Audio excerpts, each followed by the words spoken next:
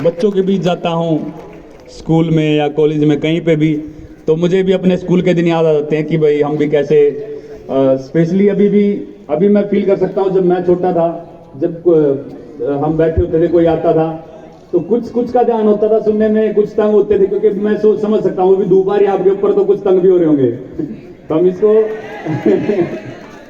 नहीं, तो मैं बस अपने उसका बता रहा हूँ कि ऐसा होता है कई बार, लेकिन मुझे बहुत अच्छा लग रहा है क्योंकि आपका जोश देख के ऐसा लग रहा है कि आप सभी खुश हैं।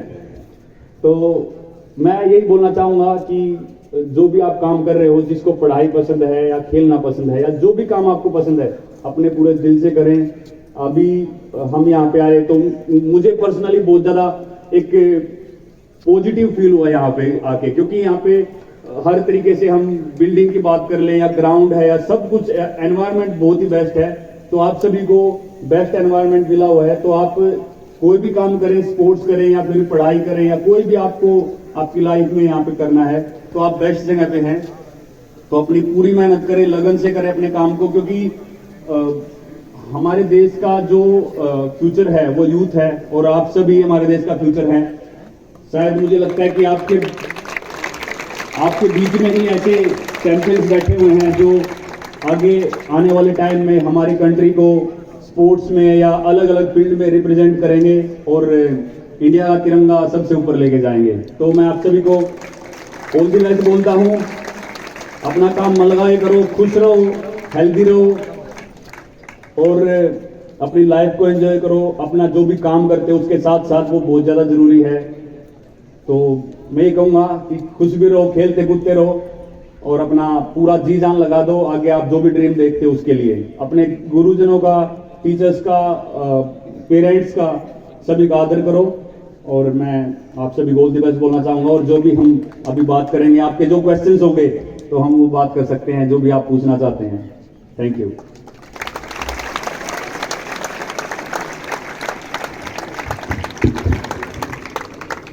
So, boys of Lamartia, do you have any questions for the Olympic champion? If anyone has, yes. So the middle school boys are excited. You can start with the senior school.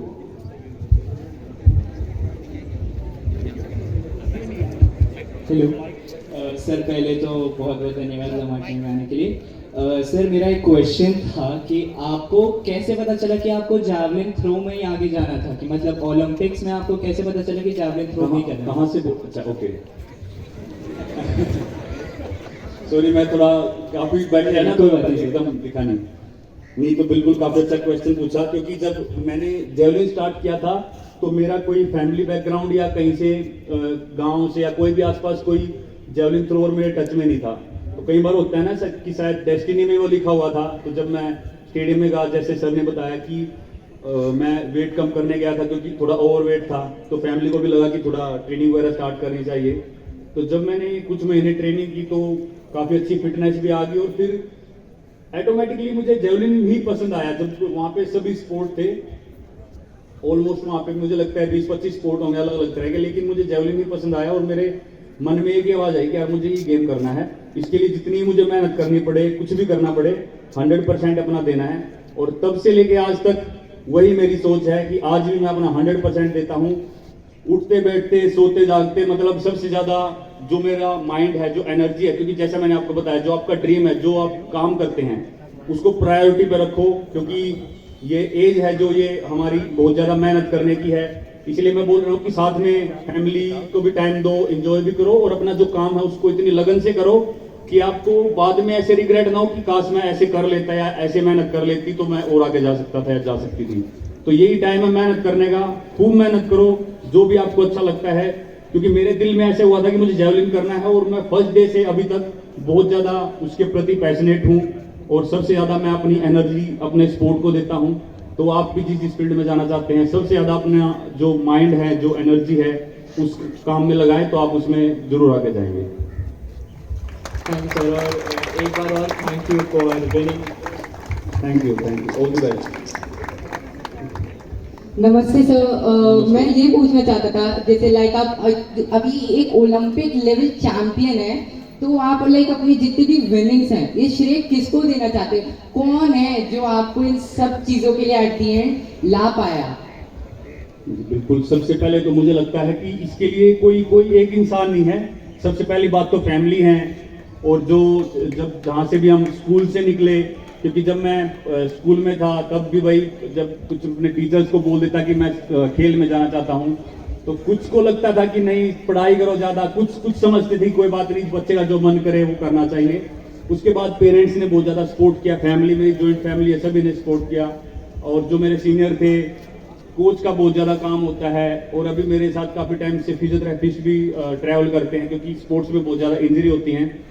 तो एक आदमी नहीं है, मेरा sport individual है, मैं अकेला throw करता हूं, लेकिन उसके पीछे जो टीम है मेरी वो काफ़ी बड़ी है। तो सभी का उसमें श्रेय है, फैमिली से लेके कोच और मेरा फिजियो और जो लोग मेरे फ्रेंड टच में हैं, तो सभी का उसमें सहयोग है। और आपका सर्कल तय करता है कि आप आगे जाए क्या करोगे। आपको जो लोग पॉजिटिव रखते हैं, जो आपको हमेशा सपोर्ट करते हैं, वही आपको पुश करते आगे बढ़ने के लिए।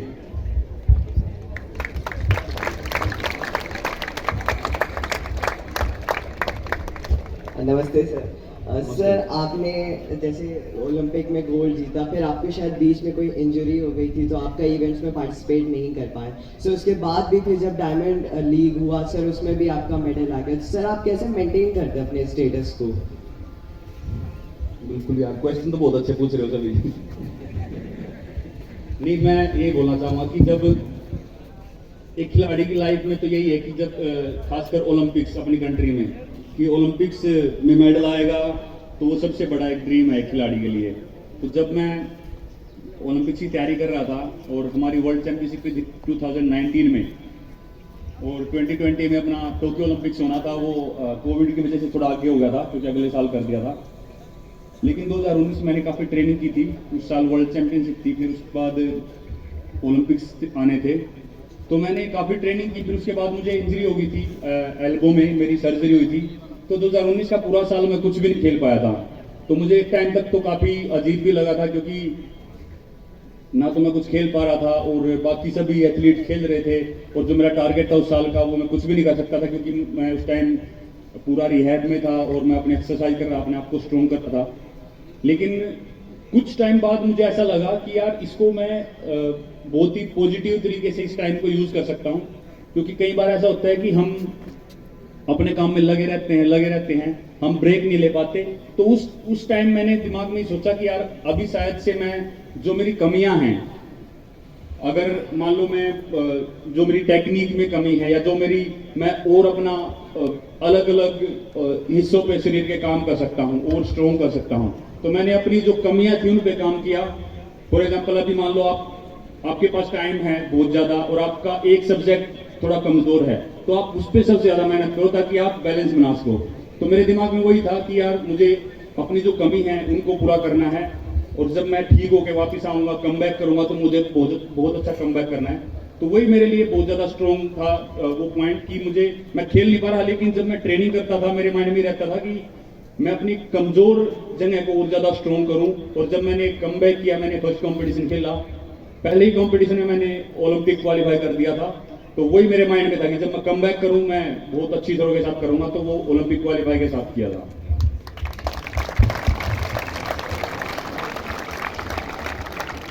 सर पहले तो गुड मॉर्निंग सर, जय श्री राम। जय श्री राम। सर कैसे मेरा हो? आपसे एक ये सवाल था कि सर आपने जो अभी इस मुकाम को हासिल किया है, सर आप एक ओलंपिक चैंपियन है, सर आपने हमारे भारत माता के लिए सर गोल्ड लाया है। तो सर अभी जैसे हमारे उम्र के बच्चे हैं सर आप हमारे जैसे उम्र के बच्चों के लिए क्या एडवाइस देना चाहेंगे सर, कि हम भी आपके जैसे सर एक दिन भारत माता का तिरंगा लहराएं सर?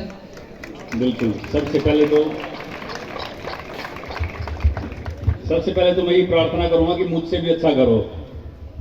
उसके लिए मैं ये कहना चाहूंगा कि सबसे पहली बात है पेशेंस रखो, क्योंकि पेशेंस बहुत ज़्यादा जरूरी है। कई बार हम बहुत जल्दी रिजल्ट पाने के चक्कर में कुछ ऐसी मेहनत कर जाते हैं कि या तो उसमें इंजरी हो जाती है या कुछ और प्रॉब्लम हो जाती है। तो सब्र रखो, आपकी उम्र अभी बिल्कुल मजे से वर्कआउट करने की है, अपना इंजॉय भी करो, खुश रहो, बहुत ज़्यादा प्रेशर मत लो, क्योंकि अभी जैसा आप माइंड डेवलप करोगे वो आपको आगे भी वैसे चलेगा।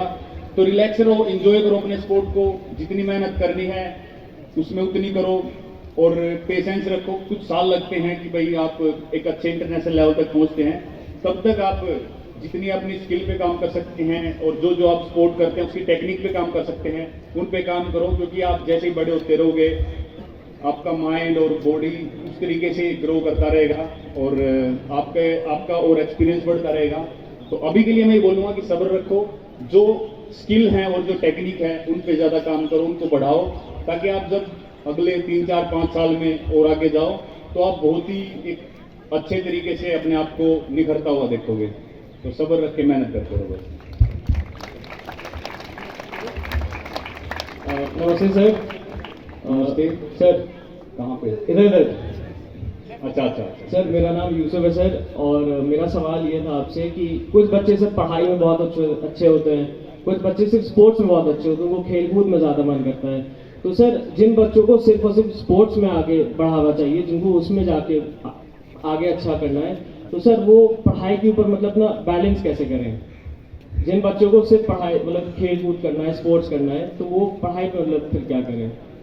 देखो, मुझे नहीं लगता कि मैं शायद से सही आदमी हूँ ये सवाल जवाब देने के लिए, क्योंकि मैं खुद भी ऐसा था कि मैं जब खेल में गया तो मेरी थोड़ी सी मैंने पढ़ाई ओपन से शुरू कर दी थी। लेकिन हाँ, मेरे कुछ दोस्त हैं, उनके एक्सपीरियंस से मैं बता सकता हूँ कि आप बैलेंस कर सकते हैं इन चीज़ों को, क्योंकि अभी भी अगर मैं खेल भी रहा हूँ तो लाइफ में ऐसा नहीं सिर्फ खेल ही है, और भी काम है, और भी कुछ कहीं जाना होता है, तो वो हम अच्छे से बैलेंस कर सकते हैं।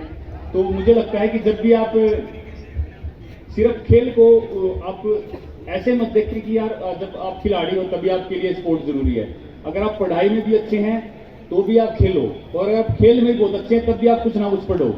तो ये सबसे बड़ा बैलेंस है कि हम अगर आपको स्पोर्ट पसंद है तो ऐसा नहीं है कि आपको ओलंपिक में ही गोल्ड जीतना है। आप अगर पढ़ाई करना चाहते हैं तो उसके साथ साथ एक स्पोर्ट अपने साथ रखें, जिससे आप अपने आप को हेल्दी रख सके, खुश रह सके। एटलीस्ट आपका पसीना डेली निकले और आप लाइफ में जो भी आप काम करते हैं उसको और अच्छे से कर सकें। तो मैं ये कहना चाहूँगा कि खासकर अभी के टाइम पे जब आप पढ़ाई कर रहे हैं तो एक टाइम पे अगर आप स्पोर्ट करते हैं, जैसे पूरा दिन पढ़ लिए हैं, शाम को अगर थोड़ा टाइम निकाल के आप जो भी आपको स्पोर्ट्स पसंद है वो करते हैं तो उसको आप ज़्यादा टाइम दे सकते हैं। अगर आप स्पोर्ट्स में अच्छे हैं तो जैसे यूएस में कॉलेजेस होते हैं, उसमें शायद 3 या 4 दिन क्लासेस होती हैं, तो बाकी दिन वो स्पोर्ट की तैयारी करते हैं और दूसरे दिन पढ़ते हैं। तो इस तरीके से वो कर सकते हैं। और बाकी मुझे लगता है कि सही तरीके से आपके टीचर्स उसको और अच्छे से बैलेंस कर पाएंगे कि किस तरीके से किस बच्चे में इस चीज़ का टैलेंट है, कि कौन स्पोर्ट्स में जाना चाहता है या कौन पढ़ाई में अच्छा है। तो अपना पूरा 100% फोकस अपने काम पे रखें। और अभी तो काफ़ी यंग हो तो आपको आगे जाके आपका आशा करता हूँ कि बहुत ही अच्छा फ्यूचर रहे और सभी अपने अच्छे से मेहनत करें, और फिर होपफुली हम कहीं ना कहीं मिलेंगे। क्योंकि कई बार लगता है कि दुनिया काफ़ी छोटी है, क्या पता कौन बच्चा कहाँ मिल जाए फिर बताए कि हम लखनऊ में मिले थे। तो ऑल द बेस्ट, अपना अच्छे से मेहनत करो, खुश रहो, पेशेंस रखो। Thank you very much. Thank you.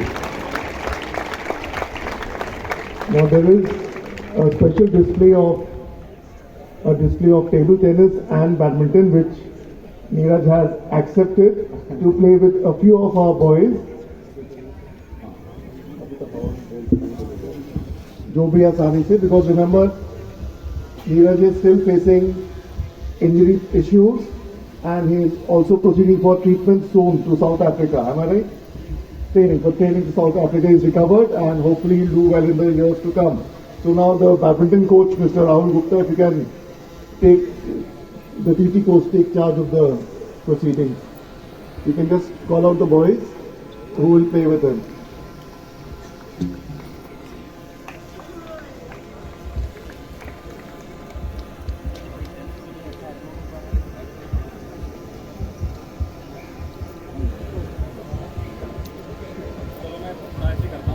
If the reporters could make the children have a look at what is happening rather than crowding around.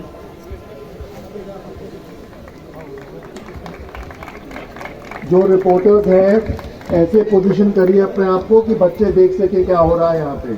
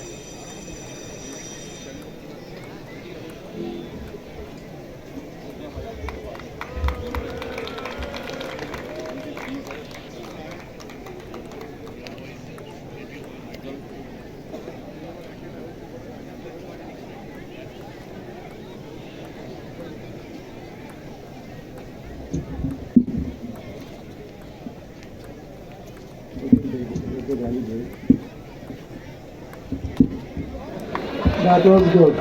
All right, now we move over to badminton, a display of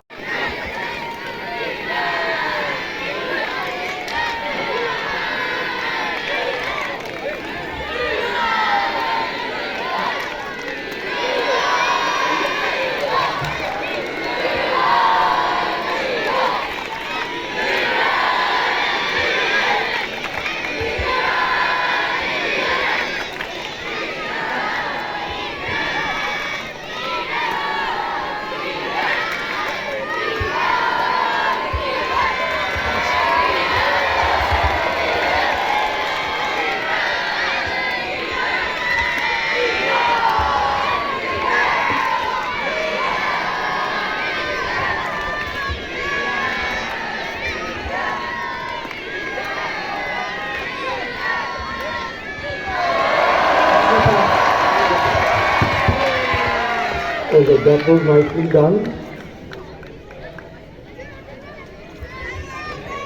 All right, boys.